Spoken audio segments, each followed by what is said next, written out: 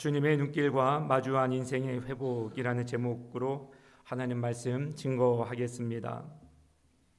우리 성도님들 카지노 혹시 도박장 같은 데 가본 적 있으실까요? 미국에 있을 때 여행 삼아서 호기심 삼아서 한번 들렸던 적이 있어요.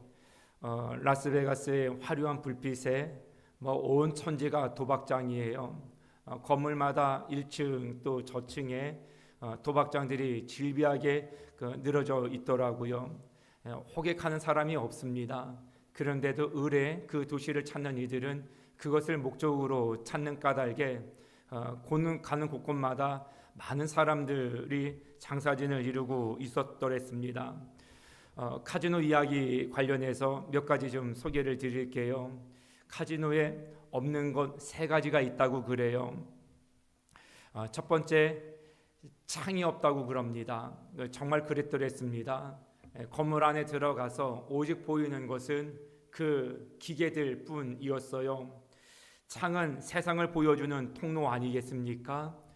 우리가 카페를 가더라도 뷰를 중요시 여기죠. 밖에 보이는 곳을 찾습니다. 사진 찍어도 좋고, 일단 깝깝한 일상 속에서 밖을 내다본다는 것이 우리 가운데 어느 정도 쉼을 허락해 줍니다.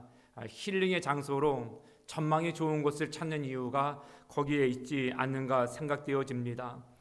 창을 통해서 내가 이제까지 경험했던, 직면하고 있었던 세상보다 더 넓은 세상을 바라볼 수 있는 것이 그 창에 주는 이점이라고 생각합니다.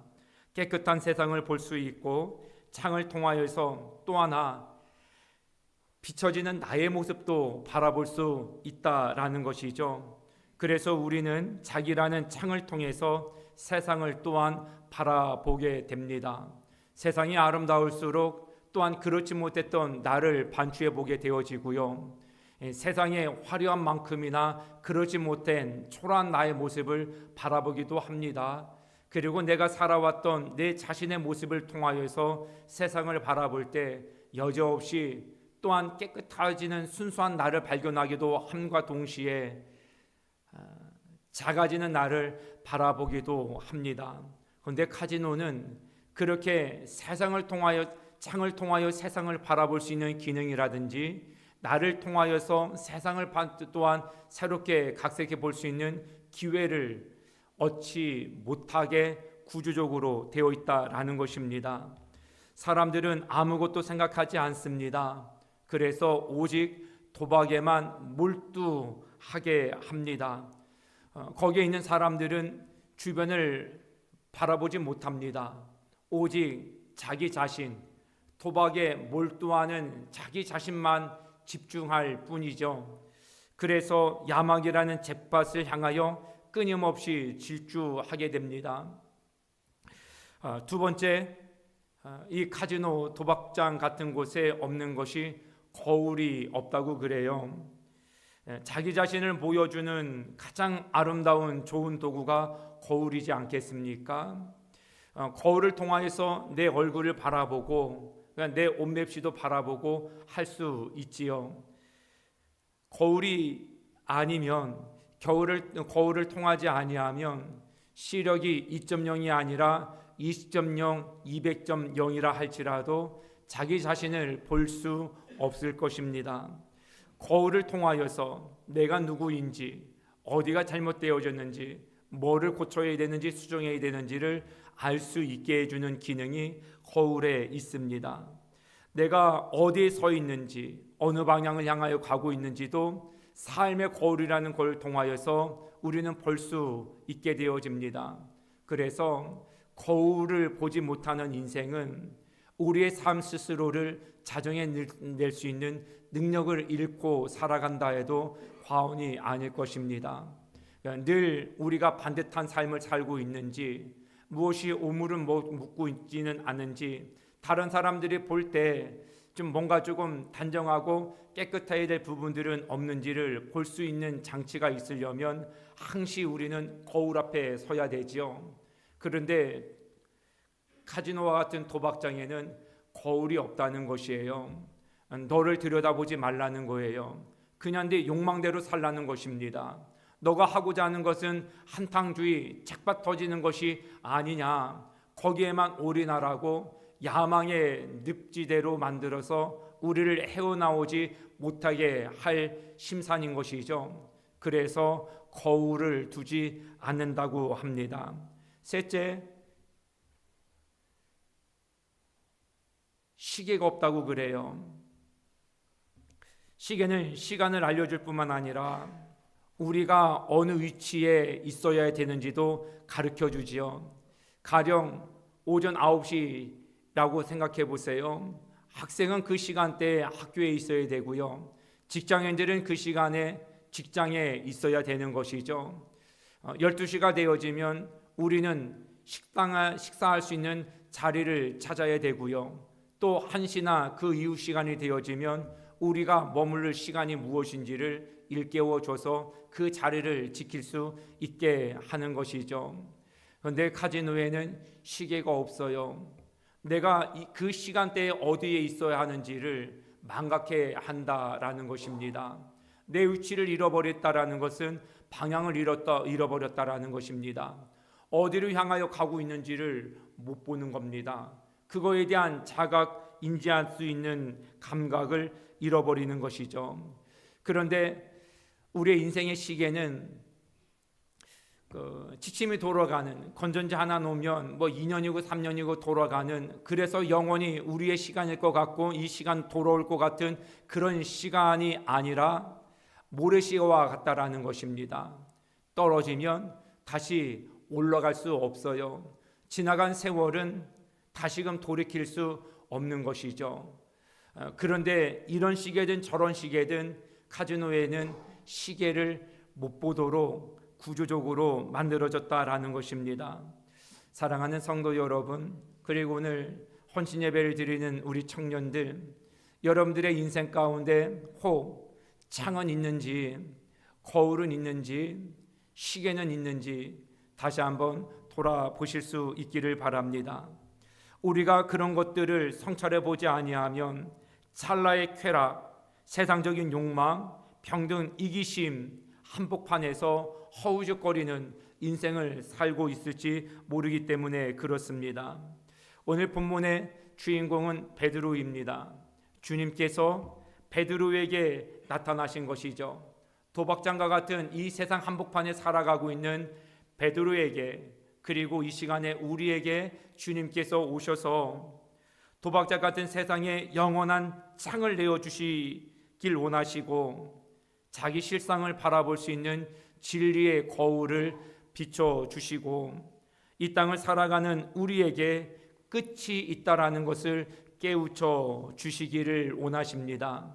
오늘 주님의 이런 귀한 장치의 마련이 우리 각자의 심령 가운데 회복되어지고 설치되어질 수 있기를 바랍니다.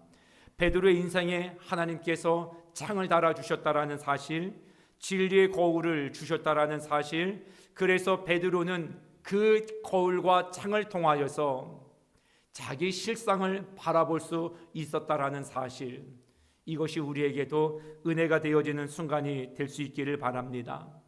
예수님께서 이 땅 가운데 오셔서 30여 년의 시간을 보내시다가 때가 되셨습니다. 이 때라는 것은 예수님께서 이 땅 가운데 오신 하나님의 목적을 이루는 때를 이야기해요.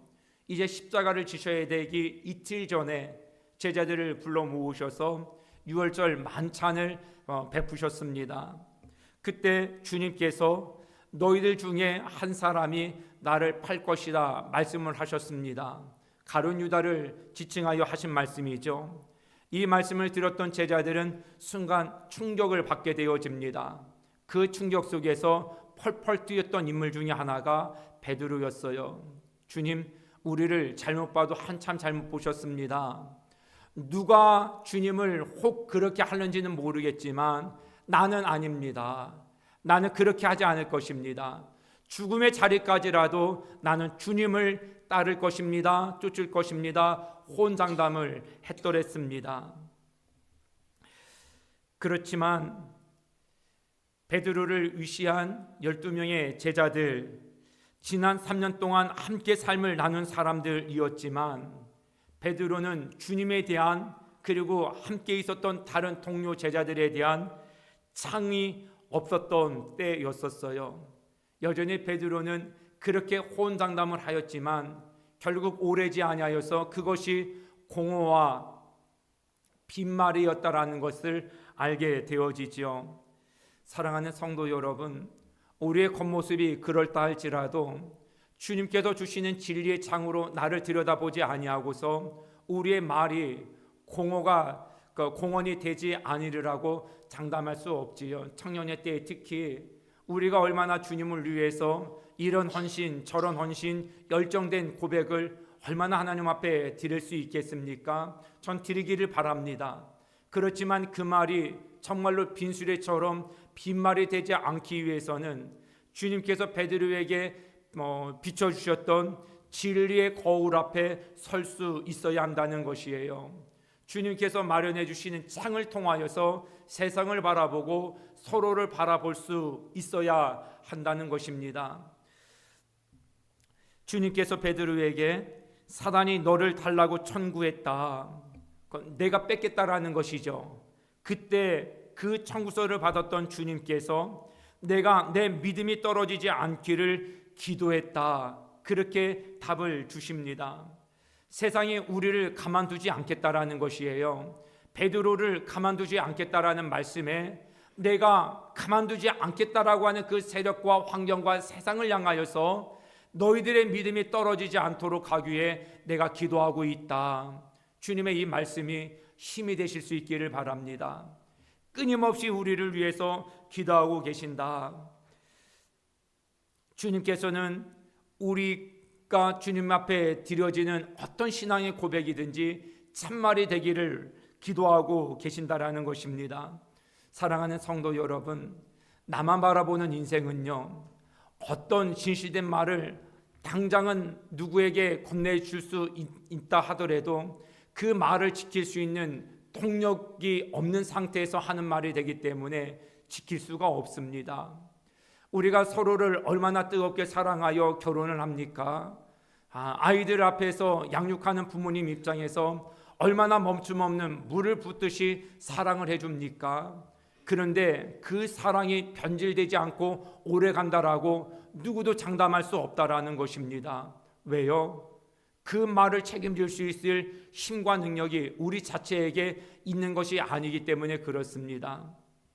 그래도 주님은 우리의 모든 고백 가운데 그 말이 거짓이 되지 않도록 하기 위해서, 그 말로 인하여서 세상에 빼앗긴 바 되지 않도록 하기 위해서 기도하신다 말씀을 주신 것입니다. 예수님께서 이 유월절 사건이 있고 난 이후에 이틀 후에 체포를 당하게 되시게 됩니다. 예수님께서 신문을 받으러 가시는 그 장면을 베드로가 그래도 그렇게 말을 혼장담하듯이 했으니까 아예 모른 척 할 수는 없고 몸 발치해서 예수님이 어떠하는가 당하는 그 모든 과정을 지켜보겠다고 따라갑니다. 그 따라가는 무리 속에 포함되어 있던 베드로를 사람들이 바라보고 저 사람도 저 예수와 같은 무리다, 일당이다 지적하기 시작을 했어요. 그랬더니 베드로가 무슨 말 하느냐고 얼마나 손살에 치면서 부인하고 부정을 하는지 모릅니다. 이 사람도 저 사람과 함께 있었다. 나는 저 사람을 모릅니다. 너도 그와 같은 무리다. 무슨 말씀입니까? 나는 모릅니다. 그렇게 두 번 대화를 주고받고 있다가 잠시 시간이 지났더랬습니다. 이번에는 완전히 빼박할 수 없는 한 사람이 자기를 알아보는 거예요. 한 여인이 다가와서 당신도 저 사람과 똑같은 그룹이다 라고 지적을 하는데, 그렇게 얘기했던 여인이 누구였느냐 하면 예수님 체포 현장 가운데서 베드로가 칼을 빼서 그 대제사장의 귀를 베었어요. 그 종의 이름이 말고라는 사람이었는데 그 사람의 친척벌 되어지는 여인이 그 현장에서 봤던 베드로를 응시하고 지적을 한 것입니다. 이젠 이래저래 변명할 수도 없습니다.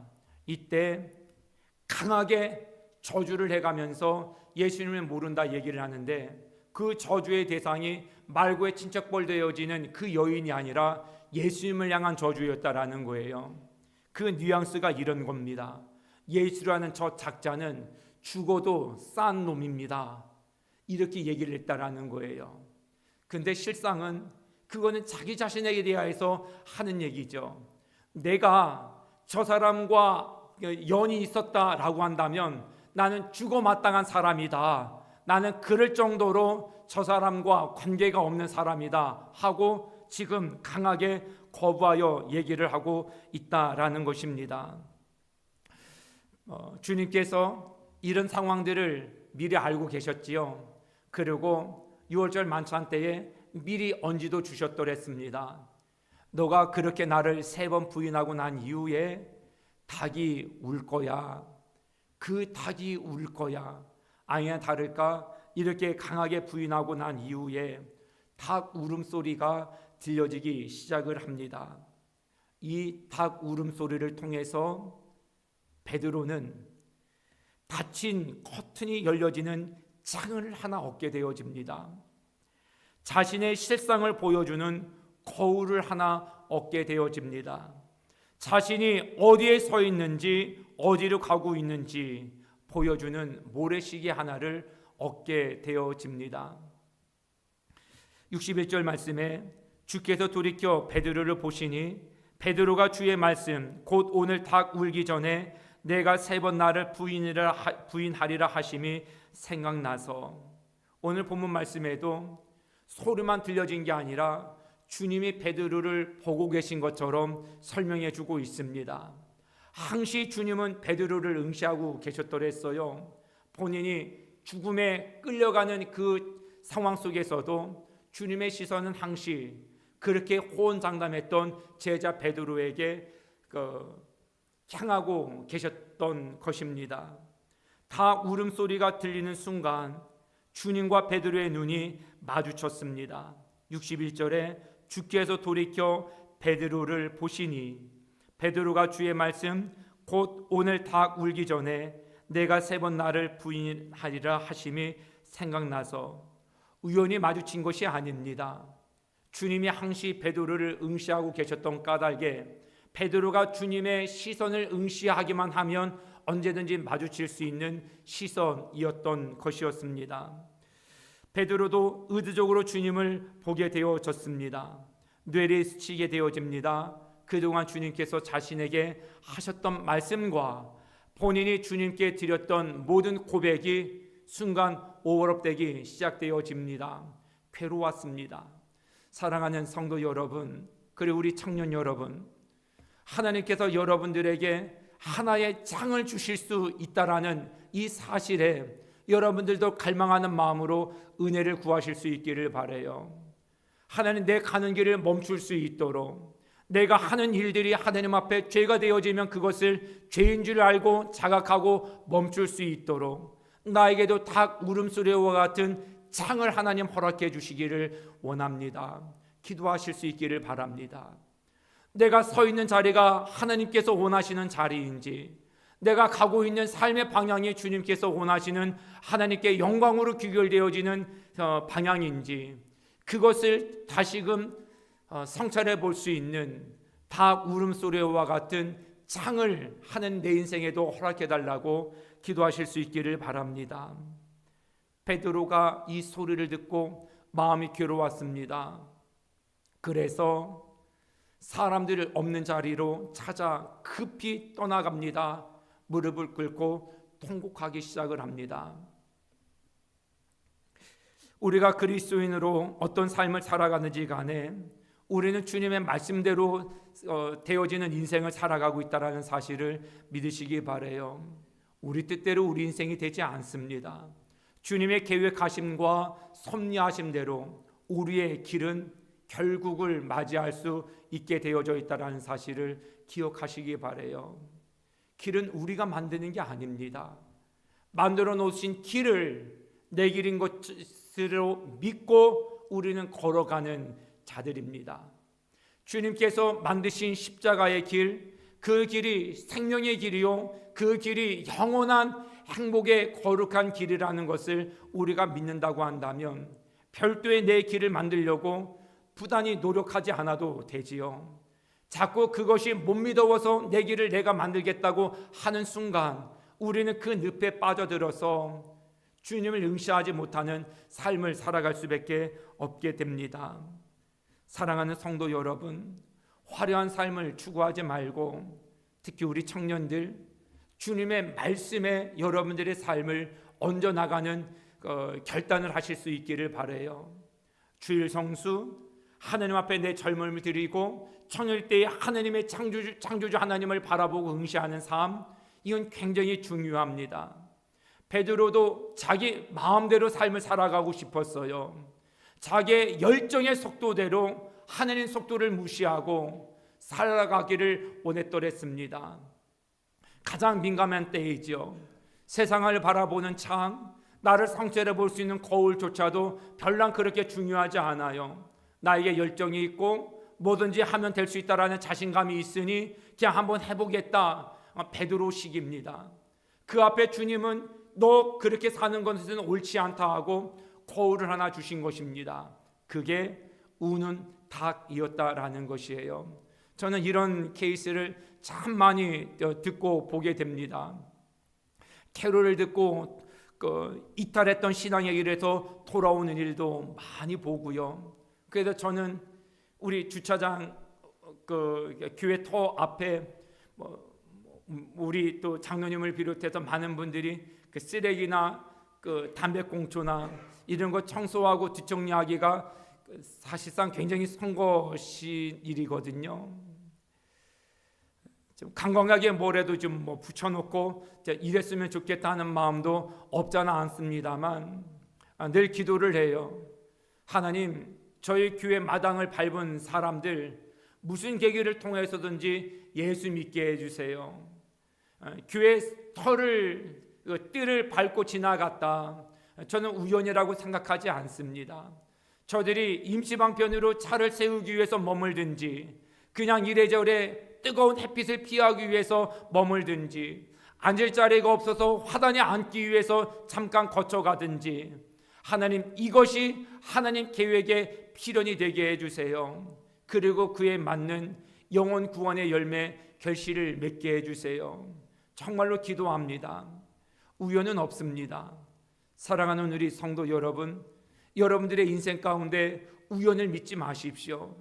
하나님, 내 인생 가운데 설계하신 계획대로 되어진다라는 사실을 믿으실 수 있기를 바라고, 주님께 나에게도 베드로가 스스로를 성찰하여 깨닫게 되어진 것처럼 하나님, 우는 닭소리가 내 인생에도 있게 해주세요.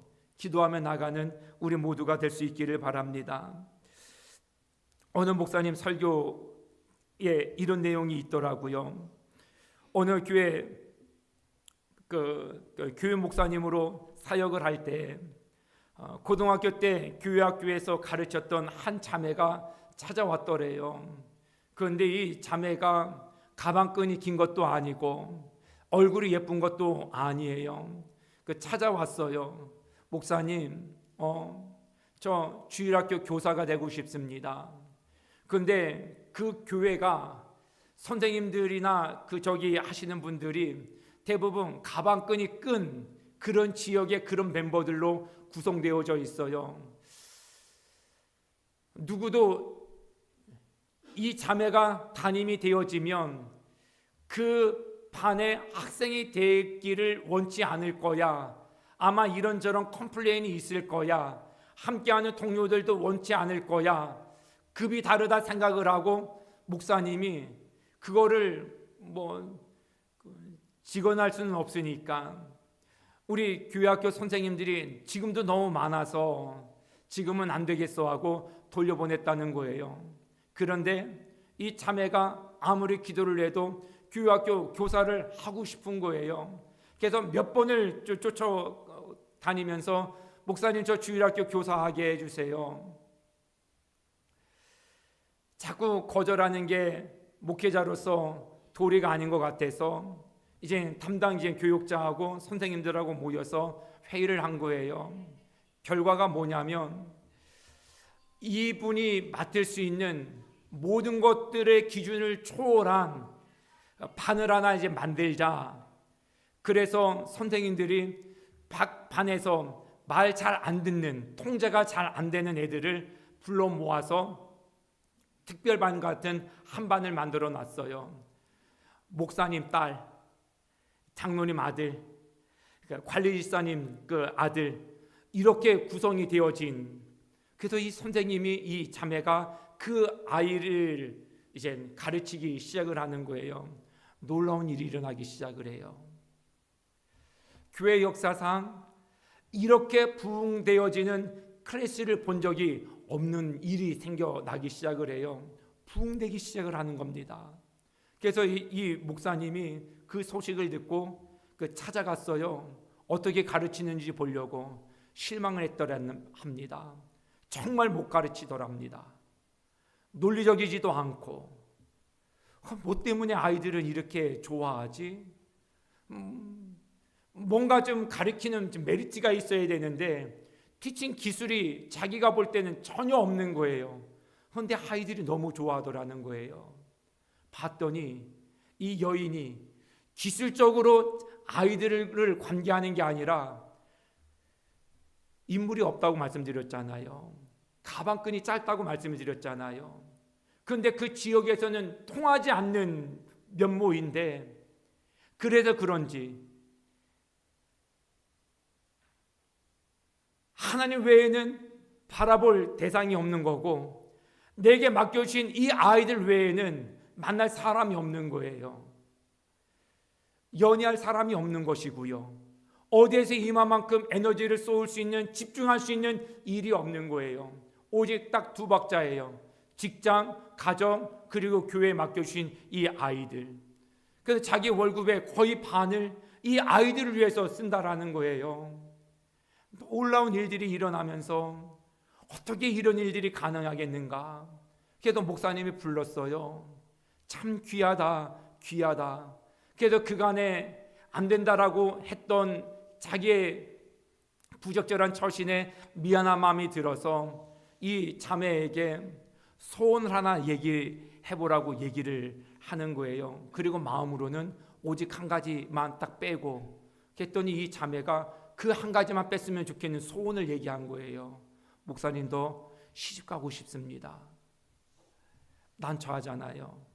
그래 또 거절할 수 없어서 한 청년을 소개해 줬더니 이 청년이요, 쫓아와고 펄펄 뛰는 거예요. 나를 뭘로 보고 이런 자매를 소개시켜 줬느냐고. 이 자매는 또 쫓아와 갖고 그 청년이 나를 어떻게 생각하는지 또 물어보는 거예요. 난감하지 않습니까? 그냥 그렇게 있다가 이 목사님이 유학을 가게 되어졌어요. 이 자매가 쫓아와 갖고 목사님 유학 가면 나 시집 어떻게 가느냐고 펄펄 뛰고 난리가 아니더라는 겁니다. 하나님이 시집을 보내주시든지 하시는 거지 내가 무슨 재간으로 시집을 보내주느냐고. 그냥 그렇게 하고 이제 유학길을 올랐어요. 한참 후에 다른 루트를 통해서 이 청년 자매의 소식을 들었다라는 거예요. 비행기를 타기 전에 마지막으로 무심코 던져준 말을 이 딸이 붙잡은 거예요. 이 청년이 붙잡은 거예요. 새벽마다 나가서 하나님께 기도하라고. 나 시집 보내주세요, 시집 보내주세요 하고 기도하라고. 이 청년이 이 목사님의 그냥 귀찮아서 성의 없이 던진 이 말을 붙잡았어요. 2년을 기도하더라는 거예요. 어떤 일이 일어났느냐 하면 다른 교회를 다니는 신실한 청년이, 건실한 청년이 자기도 결혼 문제를 가지고 특정 기간을 정해놓고 하나님께 기도를 하고 싶은 마음이 들었어요. 그렇게 본 교회 새벽 교회를 나가다가 그날은 너무 비가 많이 와서 집 가까운 교회에 나가서 기도를 해야 되겠다 하고 왔는데 그 자매 바로 뒷자리에 앉게 되어진 겁니다. 설교를 마치고 자유롭게 기도를 하다가 가십시오 하고 불을 끄고 컸는데 앞자리에 앉은 처녀가 기도하기 시작을 하는 거예요. 시집 보내달라고. 그런데 이 청년도 결혼을 목적으로 기도를 하고 있었잖아요. 그 여인이 얼마나 애절하게 기도를 하는지. 근데 그간에 이 청년이 그건 뭘 좋은 기도라고 날마다 새벽마다 나와서 시집 보내주세요, 시집 보내주세요. 다른 사람들에게는 그게 거슬리는 이야기였는데 이 청년에는 그렇게 아름다운 멜로디처럼 들렸다라는 거예요. 그날 청년이 직장 갔는데 손에 일이 잡히질 않더래요. 그 아가씨의 기도 소리가 계속 귓전에 맴돌아서 다음날 비가 그쳤거든요. 본교회로 가면 되는데 이 아가씨의 기도 소리에 다시금 그 교회를 찾게 되어진 것입니다. 일주일을 같이 기도하다가 메모를 놓고 서로 손을 보기 시작을 했어요. 이미 그 기도 시간에 콩깍지가 끼워져서요. 선을 볼 때 그냥 오케이예요. 맹정신으로 봤으면 선택할 수 없었던 관계일는지 모르겠지만 뒤태가 아름답잖아요. 기도 소리에 너무 은혜가 되잖아요. 하나님께서 그렇게 연을 맺어주셔서 좋은 직장에 믿음이 좋은 사람을 신랑감으로 만나서 자녀 둘 낳고 행복하게 살고 있다라는 이야기를 들려주시더랍니다. 사랑하는 성도 여러분, 하나님께서 하나님만 바라보는 인생을 끝까지 책임져 주시는 분이시다라는 사실을 저와 여러분들이 믿으실 수 있기를 바랍니다. 정말 믿으셔야 됩니다. 베드로는 예수님께서 자기에게 주시는 말씀을 처음에는 귀뚱으로 듣지 않았습니다. 세상에 많은 논리적인 이야기들이 들려질지언정 예수님을 향하여서는 자기의 야망이 투영되어질 뿐 주님의 말씀이 내 삶의 창으로 느껴지지 않았더랬습니다. 그래도 주님이 무슨 가르침을 주시든지 별 무관한 삶을 살아왔더랬어요. 그러다가 다 우는 소리를 통하여 예수 그리스도가 내 인생의 창이라는 것을 알게 되어지고 예수 그리스도께서 주신 말씀이 내 인생의 거울이라는 것을 알게 되어졌습니다.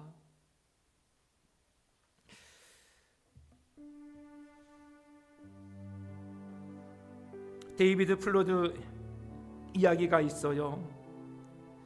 스티브 파라라는 분이 쓴 삶의 마지막까지 쓰임받는 하나님의 사람이라는 내용인데요. 책에 플로드라는 주인공이 나오고 그 안에 스베아가 등장합니다. 20대 청년 때에 이 플로드가 어떻게 배우자를 위해서 기도를 했느냐면 세상 조건 하나 안 보고 하나님 동역할 수 있는 배우자를 만나기를 원합니다. 동역할 수 있는 배우자를 만나기를 원합니다. 아파트, 차, 직업, 연봉 이런 조건 보지 않는 거예요. 동역할 수 있는 하는 사람을 만나게 해주세요. 하나님께서 만나게 해주셨어요. 그 여인이 스베아라는 인물입니다. 결혼을 했어요. 둘이 같이 불모지에 가서 복음을 증거하자고 아프리카 오지로 갔습니다. 수년이 지났어요. 1년차, 2년차 하나님께서 아들을 주시고 딸을 주셨어요. 그런데 딸을 낳다가 이 스베아 아인 아내가 죽었어요. 남편 플로드가 시험에 빠졌습니다. 하나님, 이게 말이나 됩니까? 내 젊음의 때에 하나님 앞에 청춘을 주님께 드리겠다고 주님 앞에 나섰는데 이게 말이나 됩니까? 내 인생 가운데. 그래서 사역지를 떠나버리겠다고 결심을 하고 막 태어난 그 둘째가 딸이었는데 차마 이 신생아까지는 책임을 질 수 없겠다. 그래서 동료 선교사 부부에게 미안하지만 맡아주십시오 하고 양부모로 삼고 이 딸을 맡기고 아들만 데리고 스웨덴으로 도망갔어요. 그냥 도망갔어요. 그때까지 아내를 잃기까지 그렇게 애를 썼는데 천도된 이는 딱 한 소년뿐이었어요. 열매라고 할 수 없지요. 잃은 것보다 열매라고 할 수 없는 것이에요. 그렇게 스웨덴을 떠나서 정말로 40년 이상의 시간을 보냈습니다. 그러는 동안에 양부모에게 맡겨주신 이 신생아 딸이 컸어요.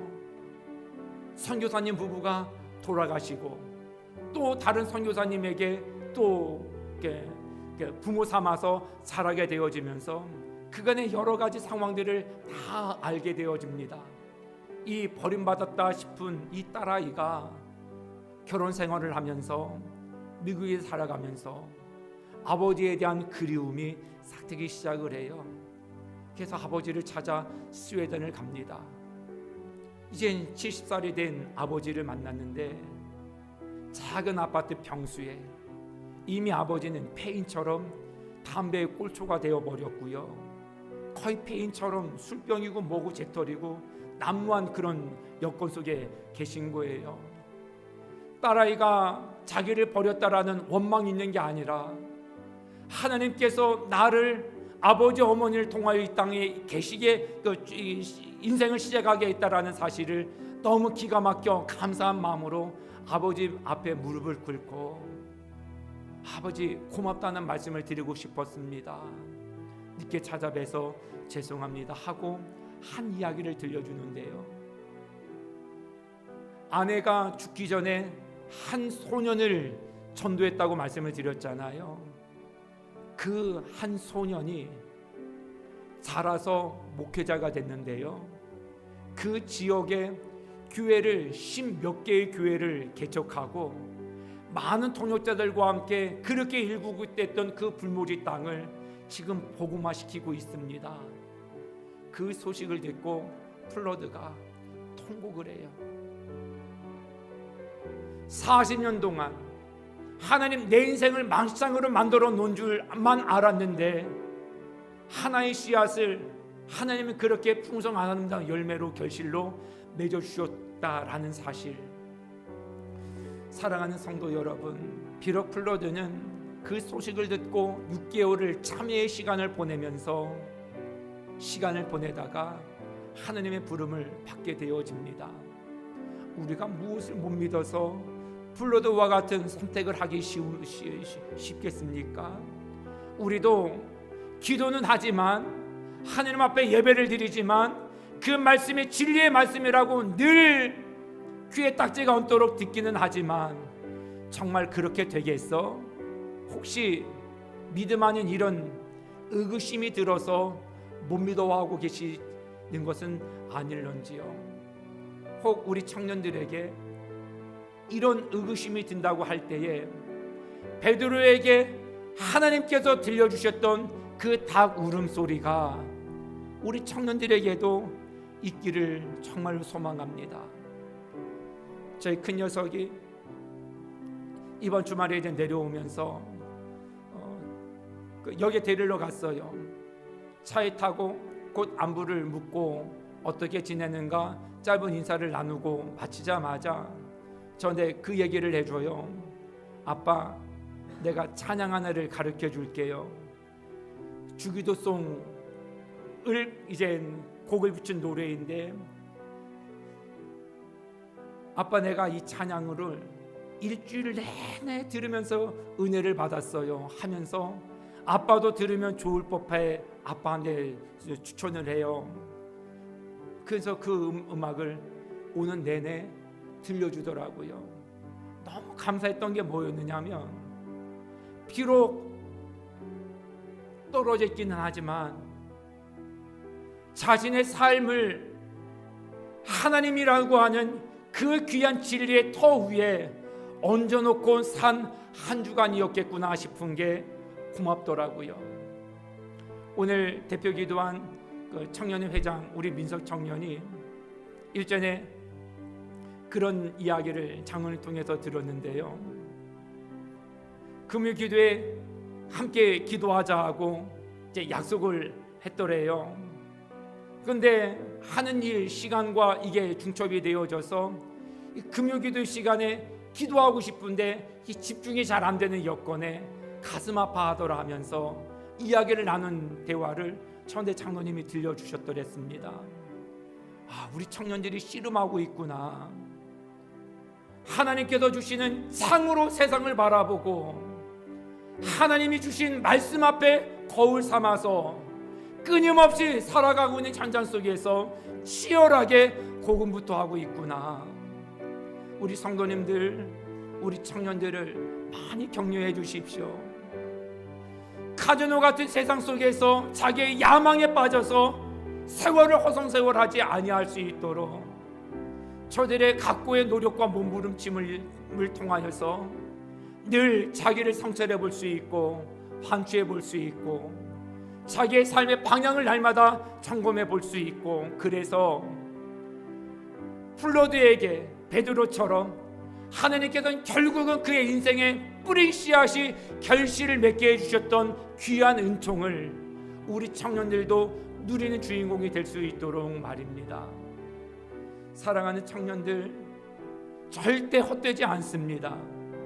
여러분들이 52주 주일 성수하고자 하는 마음, 어찌하든지 거리를 좁혀서라도 하나님 앞에 몸된 정전에 나와서 예배를 드리고 기도하고 찬양으로 몸부림치며 내 삶의 진리에서 이탈되지 않도록 하는 이 각고의 모든 노력들, 치열한 싸움들은 절대로 헛수고가 되지 않습니다. 여러분들의 진로와 이외 이룰 가정에 반드시 하나님은 여러분들의 지금의 젊음의 때에 뿌린 기도와 눈물과 땀을 걸음 삼아서 결식해 하실 것입니다. 치열하게 신앙을 지키십시오. 때로는 베드로처럼 두려워서 멀찌감치해서 크리스찬인 것처럼 흉내내는 상황이 있을지언정 완전히 주님께 등을 돌리지는 마십시오. 최선을 다하여 주님을 찬양하시고 창조주 하나님을 주목하여 여러분들의 삶을 빚어가실 수 있기를 바랍니다. 절대로 여러분들의 삶의 조각조각조차라도 하나님께서는 버리지 아니하시고 그것을 가져다가 합력하여 선을 이루실 것입니다. 여러분들이 교회 공동체 가운데 쌓아놓으시는 쌓여가는 헌신, 교회 학교에서 찬양팀에서 청년부에서 여러분들이 곳곳에서 수고하고 헌신하는 이 모든 것들을 하나님은 들어서 이 재단도 부흥케 하실 것이고 여러분들의 가정을 복되게 하실 것이고 여러분들의 삶을 정오의 태양처럼 빛나게 하셔서 여러분들의 인생으로 구원받게 하는 영혼들을 많게 하실 것입니다. 그날을 소망하시고 포기를 모르는 열정의 우리 청년들, 비전 우리 공동체가 될 수 있기를 바라고 우리 성도님들의 삶도 하나님이 믿어워져서 주님께서 주시는 거울로 더욱더 아름다운 삶을 영해 나갈 수 있는 발판을 마련하고 다시금 도약해 나가는 귀한 결단이 있기를, 축복이 있기를 주님의 이름으로 소원합니다. 걸어가신 우리 하나님, 오늘 우리에게 다 울음소리 들려지기를 원합니다. 우리에게도 그런 장치를 허락하여 주시어서 깨닫게 하시고 멈추게 하시고 끊어내게 하여 주시고, 하나님, 우리가 하나님이라고 하는 창을 통하여 세상을 바라보며 하나님 나를 바라보게 하여 주시고 진리의 말씀이라는 거울을 통하여 내 위치를 살피며 하나님께도 주시는 방향을 하나님 고려해 나갈 수 있기를 원합니다. 우리 청년들에게 우는 탁을 허락하여 주시고 날마다 하나님께도 주시는 삶의 아름다움을 향해 나갈 수 있게 도와주시옵소서. 저들의 비전, 저들의 열정 주 안에서 이루어지게 도와주시고 우리 성도님들도 하느님아 우리 베드로와 같이 주님을 통하여 세상을 바라보고 말씀을 통하여 나를 살피며 바른 가정, 바른 삶, 아름다움을 날마다 고취해 나갈 수 있는 멋진 인생, 멋진 삶을 펼쳐나가는 귀한 주인공들 다 되게 하여 주시옵소서. 우리 주 예수 그리스도의 이름으로 축복하여 기도드리옵나이다. 아멘.